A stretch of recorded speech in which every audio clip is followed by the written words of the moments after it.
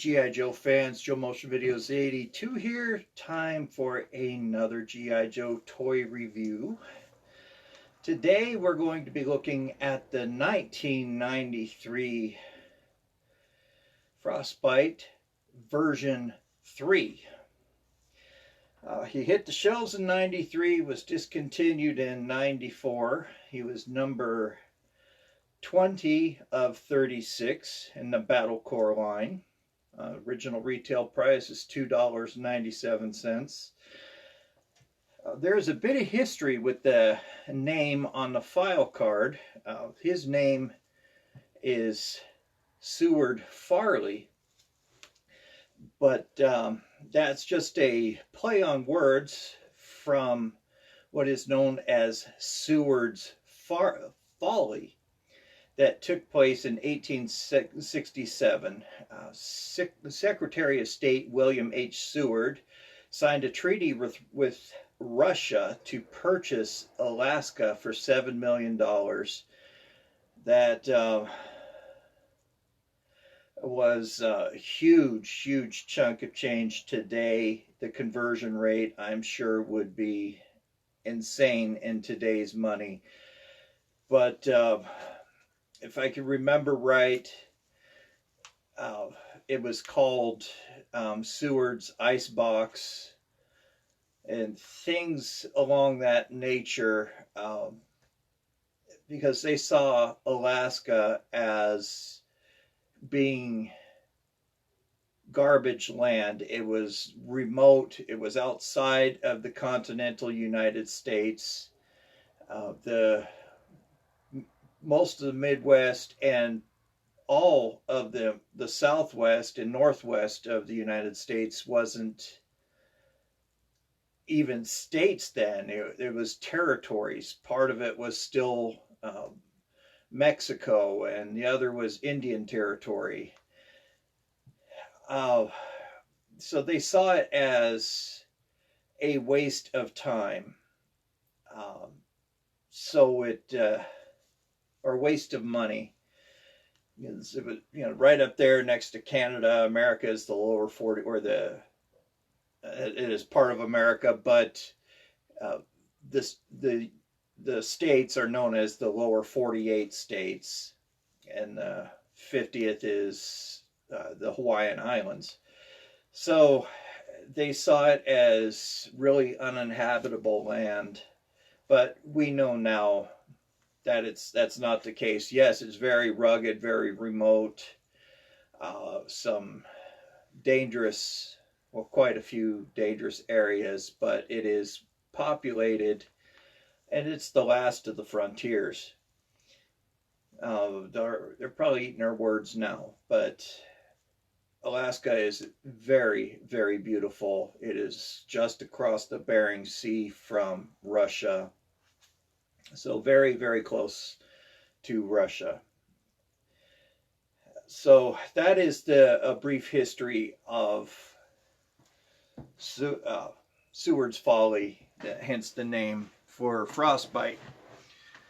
Now, the big problem that a lot of collectors have, and myself included, are the accessories for the figures in the mid to late 90s. Excuse me, getting a little tickle, a little cherry Coke here,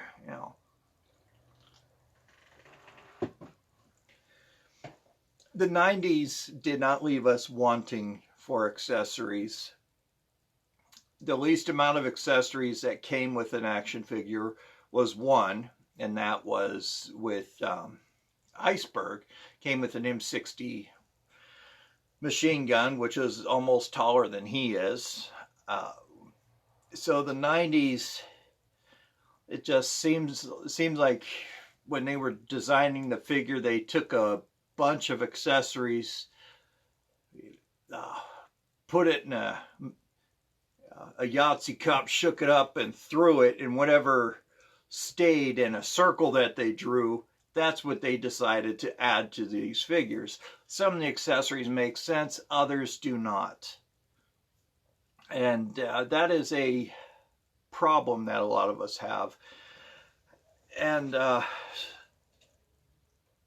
he has one accessory that I really feel is absolutely unnecessary. So when we take a look at this figure, I'll point that out.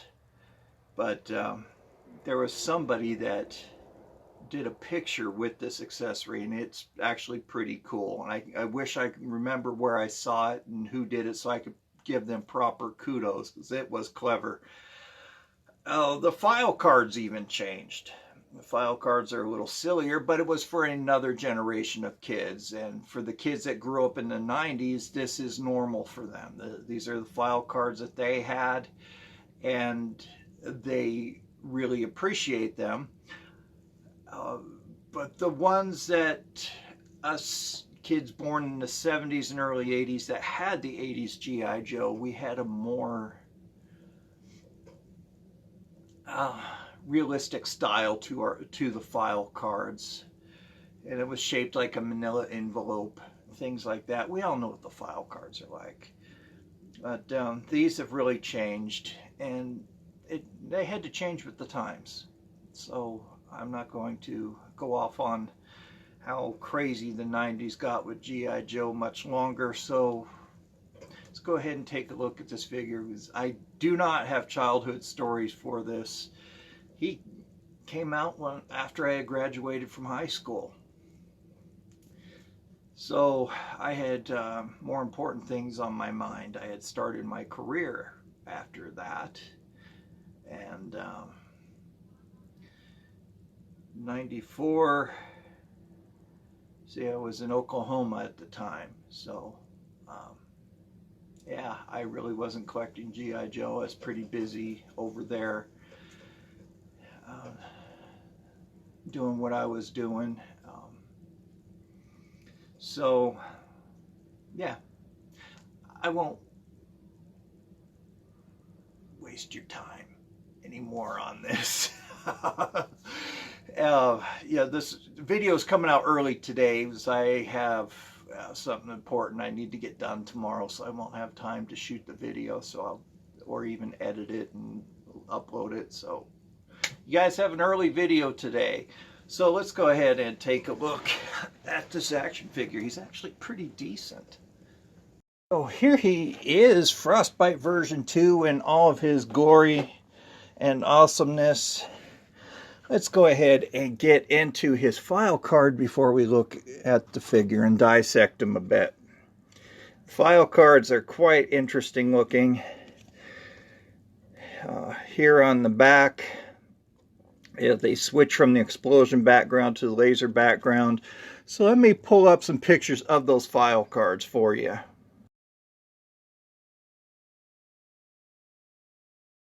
Pardon me, I said card back, or file card instead of card back.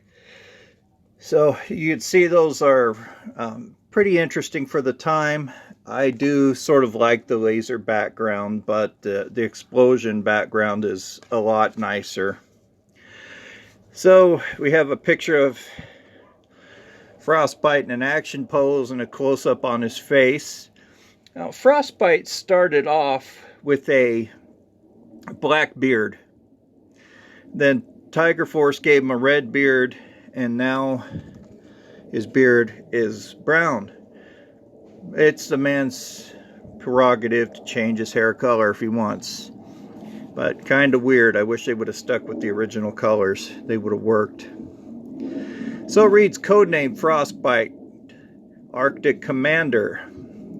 File name Seward Farley S. Serial number 0215549136. Primary military specialty Arctic Special Operations Commander. Secondary specialty artillery. He was born in Galena, Alaska. Commander at E4, pay grade of E4. He's a specialist and he's a commander. Dang, they are ripping him off. There is a quote: "The colder the climate, the hotter the trigger finger." So he becomes a gun shooting happy guy when it's cold. Well, don't send him to Arizona. He'll never pick up his gun. Frostbite, here in the middle paragraph, grew up in a small remote town where only the season he knew was winter. On his 18th birthday, he left home in search of adventure, a search that eventually led him to join the G.I. Joe team. Having driven everything back home from turbocharged snowmobiles to Alaska oil trucks, that talks about just a little throwback to his work on the Alaskan pipeline. He enrolled in the U.S. Army's transportation school before being recruited by the Joes. He was at the top of his class and the fastest driver the school had ever seen, skills that make him an asset to the G.I. Joe team. He has served in burning hot places like the Sahara Desert, but prefers duty in the frozen north. I don't blame him. I hate the heat myself. Vehicle specialties include the Mudbuster and the Monster Blaster APC, two vehicles that are not Arctic at all. They are not winter vehicles, and they were for sale at the time, so they had to promote them. So we have here a breakdown of all of his accessories. Number 1, insulated fur-lined jacket. Number 2, knitted heat containment cap. Number 3, the XM machine gun with built-in silencer. That's this one. 3 XJT baseball grenades, which are across his chest, and those are not baseball grenades, I'm sorry. Thermal cannon with heat-generated blast propulsion, right here. Insulated boots filled with crampons. Not even going to touch that. Buck knife with leg sheath. That's right there. I'll cover that when we look at the figure. Chest-mounted ammo pouches. Frost-free face mask. And 9mm with leg holster. So we'll cover that when we look at the action figure himself. Now, when I say he came with a bunch of accessories, I was not exaggerating. He came with this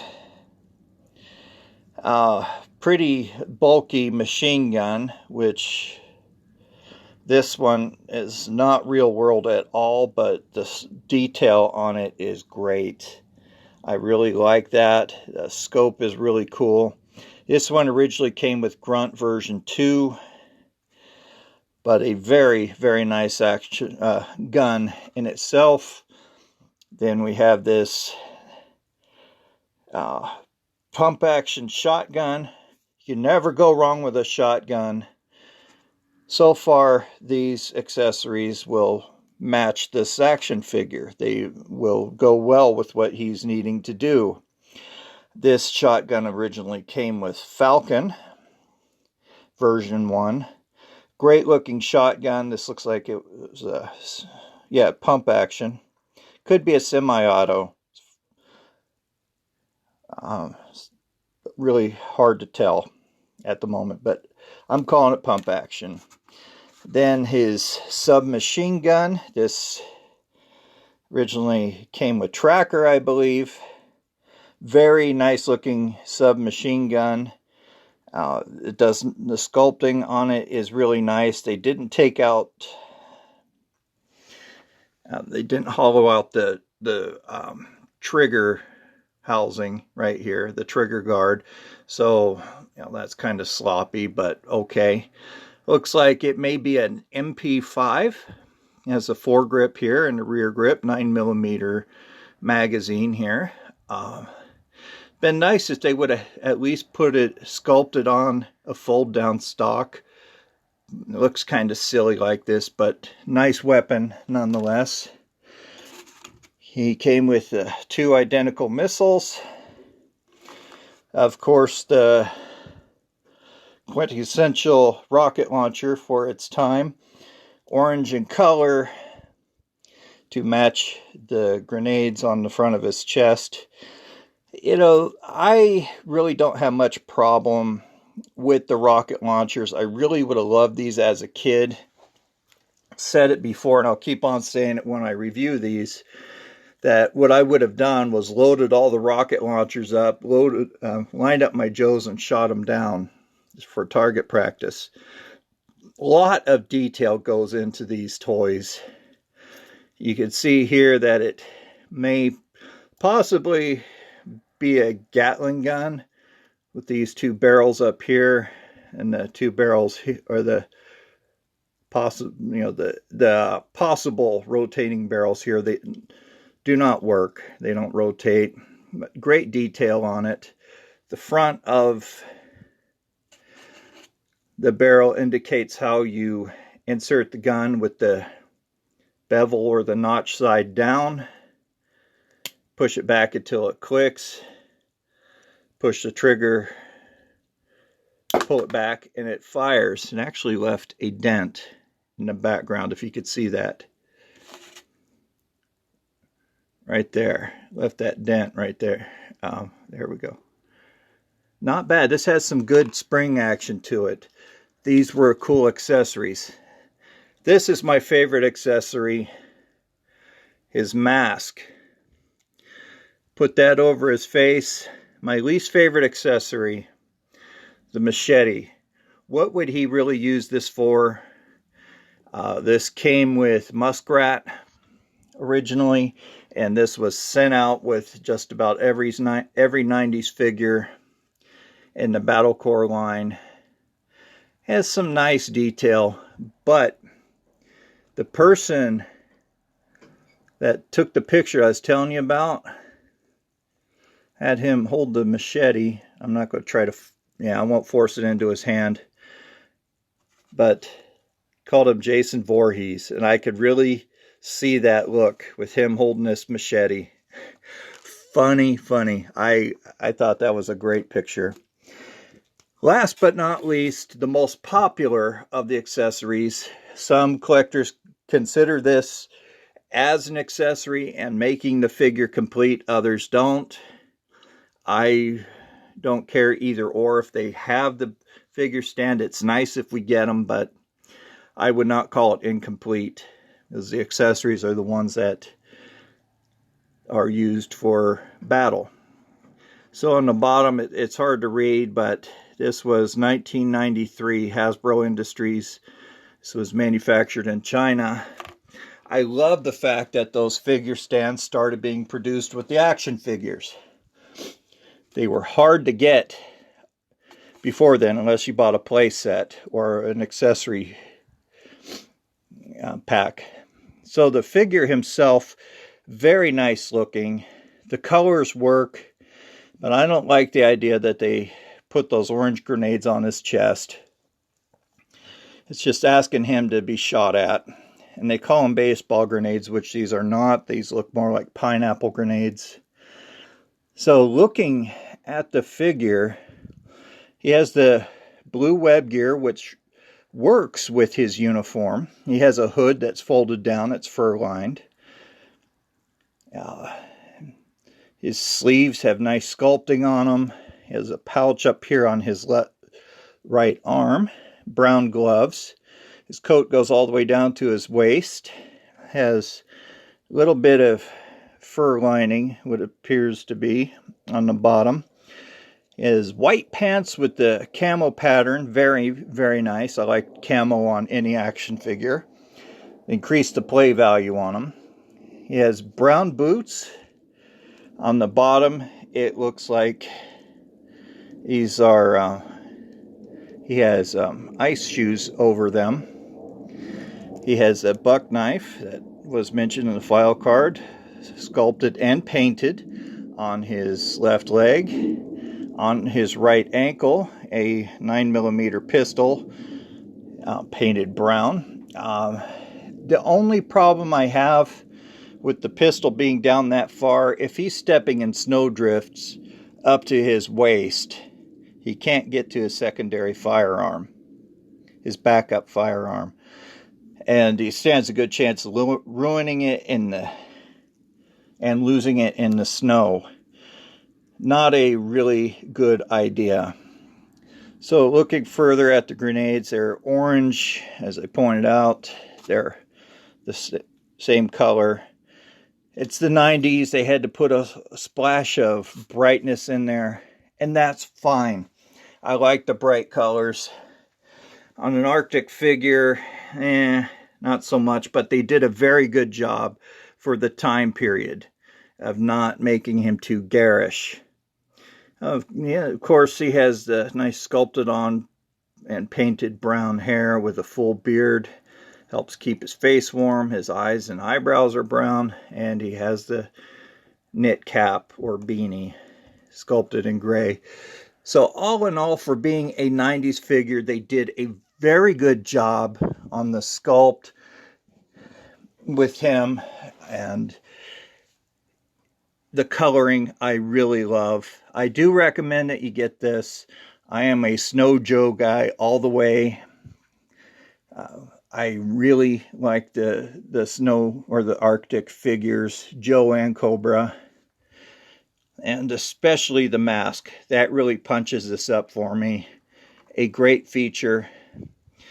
This he's the third Joe that I could recall off the top of my head that had a mask. Stalker version 1 and Sub-Zero, or no, Blizzard. Blizzard had a quasi mask / helmet, but that does make him look like Jason Voorhees. I kid you not. That was a great picture. I wish I would have downloaded it. But there you go, guys. There's Frostbite version 3. All right, before I get more into the review, I just want to give a shout out to a viewer by the screen name of Nobody Doe, who is from Japan.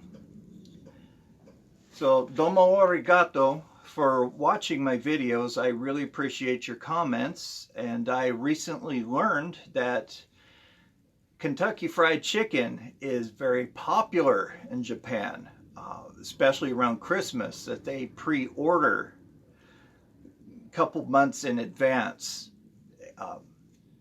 to have Kentucky Fried Chicken for Christmas. And that is really cool. I'm happy that you enjoy American cuisine. I love Kentucky Fried Chicken myself.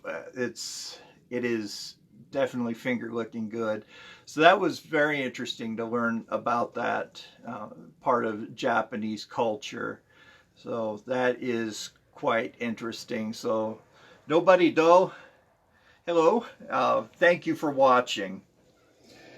So let me know what you guys think about this action figure.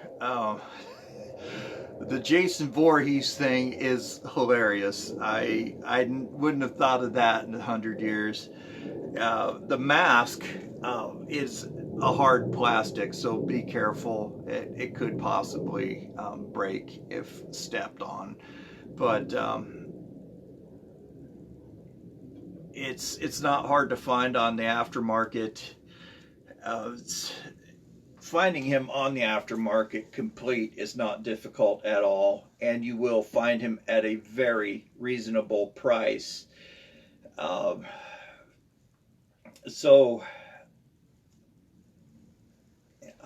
Definitely let me know what you guys think about this figure. If you have him, share your thoughts down in the comments on him. If you customize him, let me know what you did to customize him. Shoot me an email. I'll have that down in the description if you have any pictures. This figure is he's interesting. A whole new take on Frostbite from what we were used to from the 80s. But a great figure altogether. So that brings us to my next segment, my favorite segment, Byron's Gripes. Yeah, there were only 2 pages listed of this guy. Most of it were his accessories.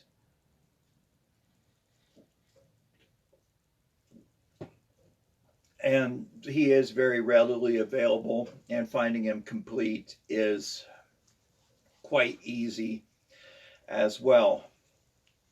So if you want the figure just by himself with no accessories, $4.24 to $12.99. Not bad. The $12.99 is a little bit high, but cheap as far as a G.I. Joe vintage figure goes. It's decent, but for a 90s figure, that's a little bit up there. His file card, $2.50 to $3.36. Not bad at all. Incredibly cheap for a file card. Complete.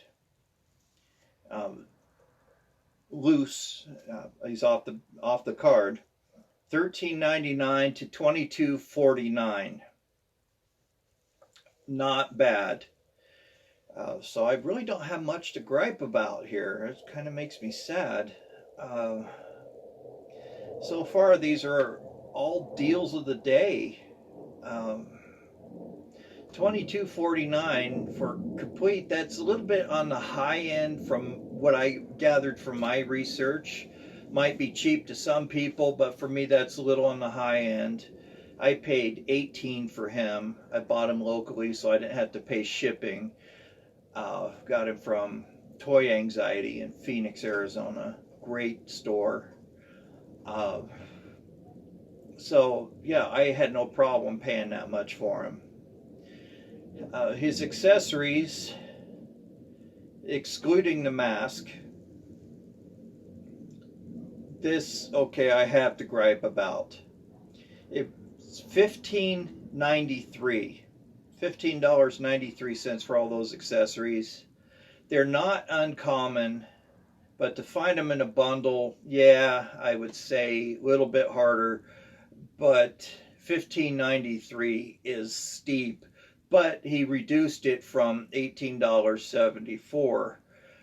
Still, that is pretty expensive for all of those accessories, when you could buy them individually and save some money, hopefully, if the shipping isn't too high.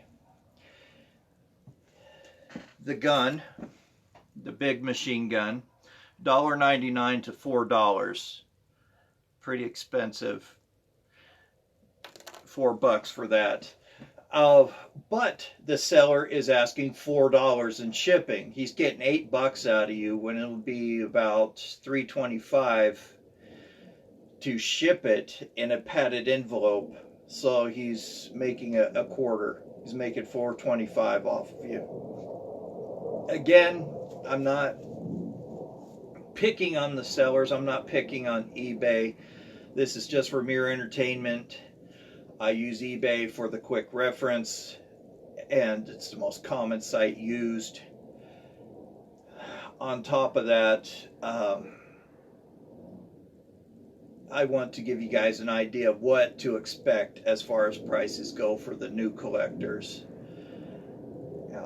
His submachine gun, which is the MP5 looking thing, $1.99 to $3. Then the person that's selling it for $3 wants $4 in shipping. Again, that really upsets me that you're getting gouged in shipping, and they're just trying to make a little extra money off of you. The way I have dealt with this personally in the past, when I've been overcharged for shipping, I look at the shipping label that's on the package, and it shows you how much they paid in postage. And go back to your email box for purchased items and look at how much you paid for shipping. And if there's a discrepancy at all, talk to the seller and see if they will issue you a refund for that extra amount that you paid before you go and give them a rating. But that's just what I do. I don't do what you want, but that's a suggestion. Most of the time they'll work out. I've had in my experience, I should say, they work with you and will refund part of that shipping. Having sold on eBay, this is what is automatically selected by the shape or by eBay. They ask what size package you'll be sending it in. So check on shipping, especially when they nail you with a high fee. The missiles, $1.25 for one missile. Again, the seller is asking for quite a bit of money for shipping, $4.28 for that missile. No, you're getting gouged again. The rocket launcher with one rocket, $2.95, not bad. The launcher by itself, $1.99. His torso, $1.95. I like to buy the parts just to have them to customize or just in case it yellows or breaks. Carded. Okay, this is going with deal of the day. $25 for a carded figure, up to $38.99. That's a little bit high, but still pretty decent for a carded figure. I would even pay that if I were a mint on card collector, which I am not. I do have some, but I don't necessarily shop for that. The shotgun, which was, I only found one of, $3.49, and the mask, $3.02. So I would say that's okay, just my opinion. So there you have it, guys. That's my review of Frostbite version 3. I hope you enjoyed it. I certainly appreciate each and every one of you, especially my new subscribers who are joining me, and for all you who have stuck with me these past 3 years. I greatly appreciate you guys as well. Oh, I couldn't do this without you. I would just be some schmuck talking to a camera. But it's you guys that have made this channel successful. Again, I want to thank Vinny for sending me that very nice package. Almost through reading all the comics, and the action figures are just phenomenal. I really appreciate it. Absolutely not necessary, but the support does help this channel out and allows me to review more action figures. As you guys know, it is tough collecting these given the current market prices, but and I do appreciate it nonetheless. And if you would like to make a donation to this channel, my mailing address is down in the description. Everybody who does make a donation becomes a channel supporter, and you are eligible for your own giveaway. I will be holding a giveaway close to the end of the month, so stay tuned for that. A giveaway for the subscribers and a separate giveaway for my viewers, or for the channel supporters. So everybody who subscribes is eligible. It's just how I wanted to run this channel. I want to share my love of G.I. Joe with everybody and give you guys a chance to have an action figure that you may not have. So that's what I feel this community is about, is sharing education, helping each other out. It's a great community, and I'm very proud to be part of it. So thank you guys very much for watching. Please like, share, and subscribe. That really helps this channel out. Follow me on Twitter. I post things about G.I. Joe. Leave a lot of comments out there. So anyway, thank you again for tuning in. This is Joe Motion Videos 82 signing off. Don't forget to be kind to everyone.